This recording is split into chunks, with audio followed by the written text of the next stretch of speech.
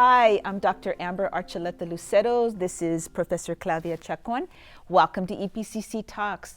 We're excited today to have you again, and I'm even more excited only because I have a former colleague of mine and a very dear friend from Austin Community College, where I was working previously before I came to El Paso Community College, Dr. Lisa Perez-Nichols. Hi, Dr. Nichols. How are you? Hi, good afternoon. Good afternoon. We're excited that you're here. You and I have been talking about doing this for at least 3 months, and so really thank you for taking the time. I mean, I know time's valuable, and I appreciate it. You're very welcome. I'm happy to be here this afternoon.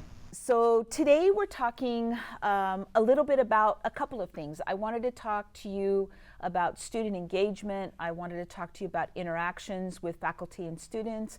I wanted to talk about best practices, and I really wanted to hone in on looking at maybe pre and post-COVID, get some insights in terms of your experiences in the classroom, and maybe we can also bounce that back off of between Claudia and I in terms of our own experiences.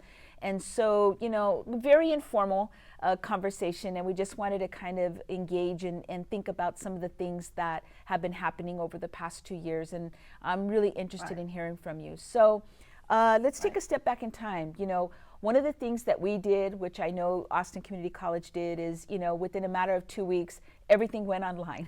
And so as a result of that, you know, I was coordinator at that time, and you're trying to get people acclimated and so forth.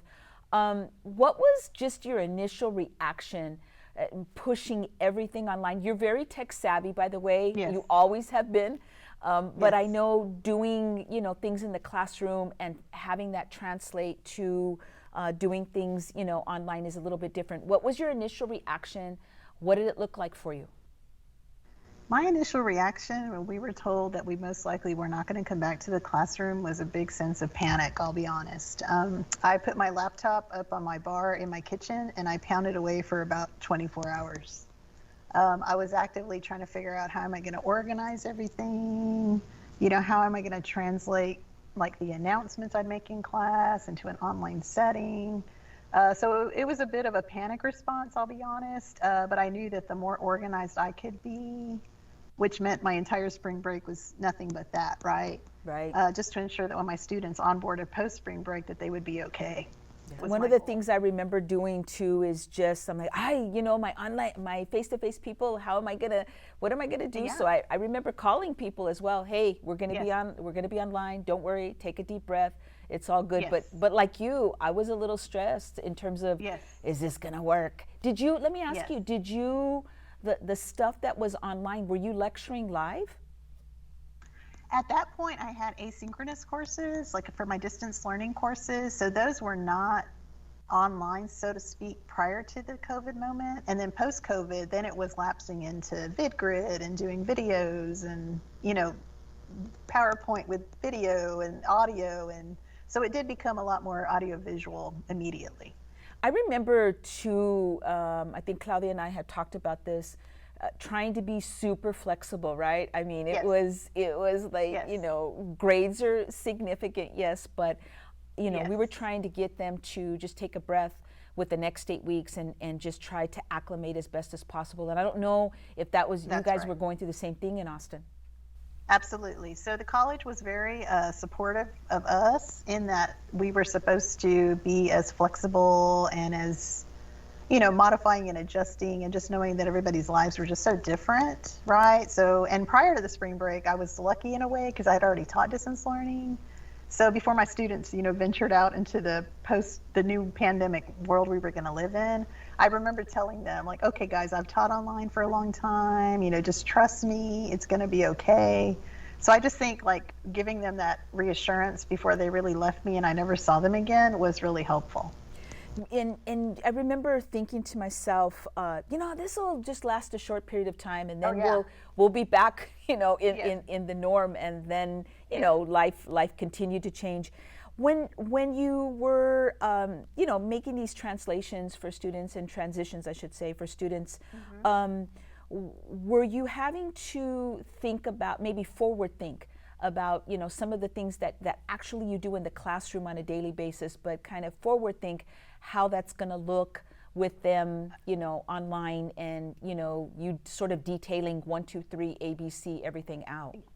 Yes, exactly, right. So, you know, if you're talking about moving an online classroom to a digital setting, it was how am I going to be able to teach these concepts in a real small way, in like a bit of a nugget fashion, so that I knew they could absorb it. And then also thinking about on their end, like how much, you know, bandwidth they were going to have. So it became about how do you make these really big concepts into like really pieces of small pies that I could put together like in PowerPoint mode. That was just my first reaction, right? Yeah. And I really had to just really be very mindful about how I was going to make it digital and small enough for them to consume and be okay. So it was very challenging. I started to, you know, lecture live on Mondays, Yes. Wednesdays, and Fridays, and Yes. I remember, you know, I was at home, so you're comfortable, but there was such a rushed, you know, sort of, okay, this class ends in, you know, 10 minutes, Yes. and I have to talk to these students, and then I got to get to the other class. So there was always Yes. this rushed feeling being at home, but I don't know if, you know, maybe it was just me, my personality, super hyper, or you experienced anything like that. No, and it was very much the same sort of response. And I was trying to gauge time, and then there was this whole new variable, right, about responding to questions in the chat. Yes. Right. So like once students discovered they could chat, which was awesome, you know, so now you have like your quietest student in the classroom who's asking questions like crazy, Exactly. which is awesome, right? Because now it's another outlet for them to engage with you. It just became very difficult to like manage it so that you were making sure you were answering every question. So Yeah. all these new concepts just pop up, and that was something different to try to manage and work our way through. But we did it. Let me ask you this, Lise. How were you engaging with your colleagues at that time, the faculty there? I mean, we were talking a lot to each other, and this works, and no, we're going to this platform, this other thing. But I don't know, you guys were doing the same.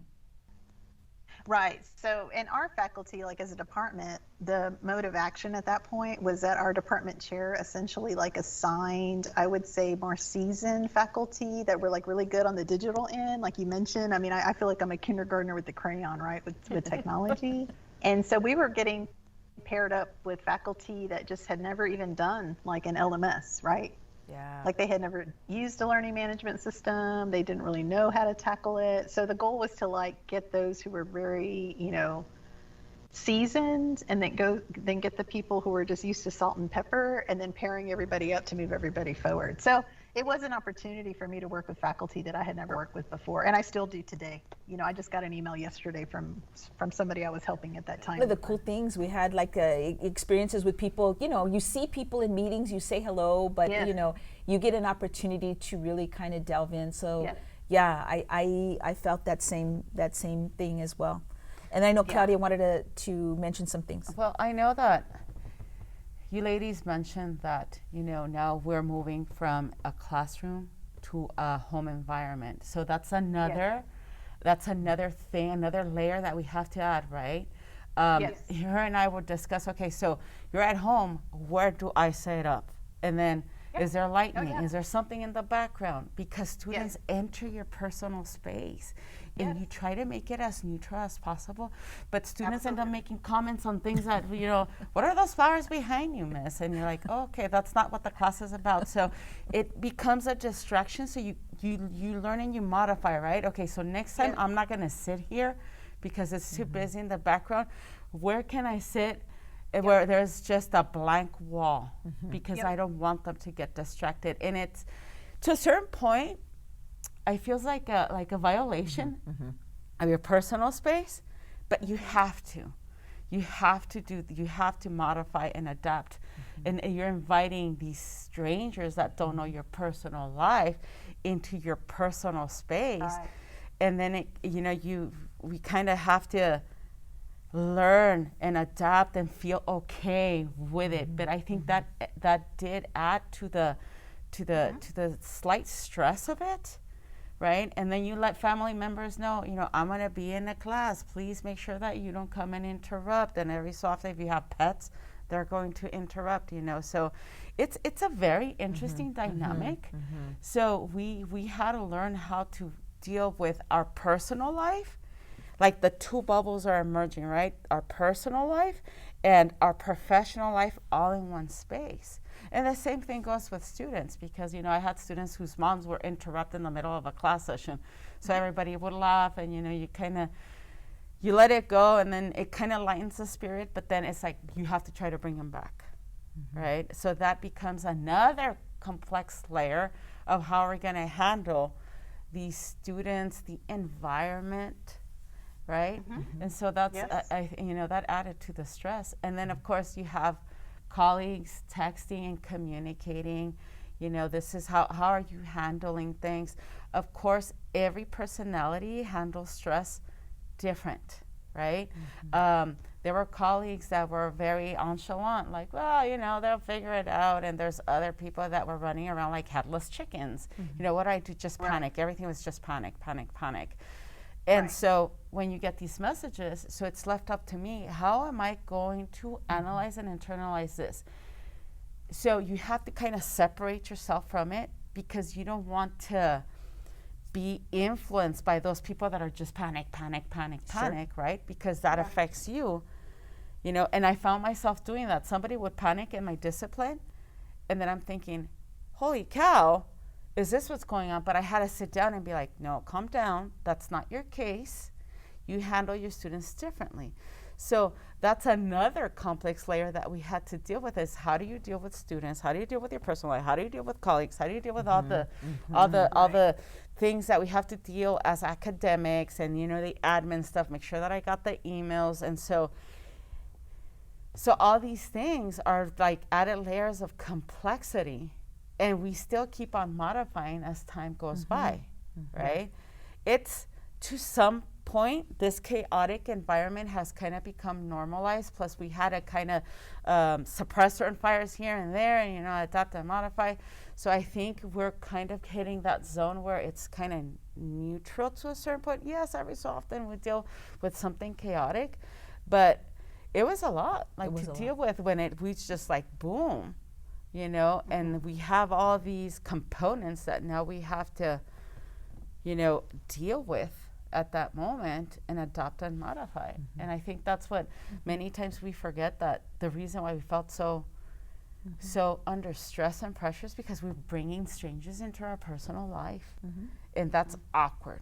You know, we all try to keep a sense of, we're not going to discuss our personal life, you know, right? Because you know, students, and plus you never know who's in your classroom, and then all of a sudden they're in your personal space. So you're announcing people, don't come into my space, you know, your family members, don't let the dog or the cat jump into this. And so that's stressful. It is. How long did it take you to, about halfway through, maybe, Lisa, to get comfortable with knowing that, you know, we were going to do this for a while? I think it took me, I want to say, almost to the end of the summer to get to a better place. Right off the get-go. Oh, yeah. Yes, I would concur. And I felt like the closer we got to the fall, I realized nothing was going to be normal again. Right. And just kind of, you know, I kind of thought of it like baseball, right? Like, I'm going to field balls, catch balls, pitch balls, run with the ball. I mean, I kind of thought I'm just going to do the best I can. But you're right. I think that summer was very telling that we weren't going to just go back. You know, as we fast forwarded, you know, to now, right? Here we are, 2022, what, 2 years? Yeah. Almost technically 3 3 years. Almost That's years, what 3 people years, are right? saying, Okay. 3 years now. You know, I've learned, I think, a ton of lessons about myself, a ton of lessons about students. You know, we're not quite 100% back. And so even, you know, as we came back into the classroom, there were things that I needed to think about. I use a GoPro in the classroom. Some of the colleagues don't. And so making those kind of adjustments too, I think are very telling. What are some things that you did when you went back into the classroom that, I don't know, for me it became a little bit unfamiliar to some degree again? No, you're right. Yeah. So in my mind, I kept thinking, haven't I taught like federalism, you know, for years and years and years? And there I was trying to remember like the best way to attack that, right? You know, so it was familiar but unfamiliar all at the same time. Yeah. And I would say this semester, one of the things I've done that I've implemented was just using Mentimeter. I'm not sure if you have ever heard in class, but it's just like automatic polls, and Oh, yeah. you know, it lets you ask students yes and no questions. And you know, yesterday I had them pinning on a map, right, because we were talking about redistricting. So I had done it online in some trainings, and so this semester I decided, okay, we're going to try this in the classroom. And of course I offered them this overarching statement about, you know, you've got to learn how to handle technology in a professional way. You might end up being a journalist one day and you're going to be reporting off an iPad, so we're going to do this in class.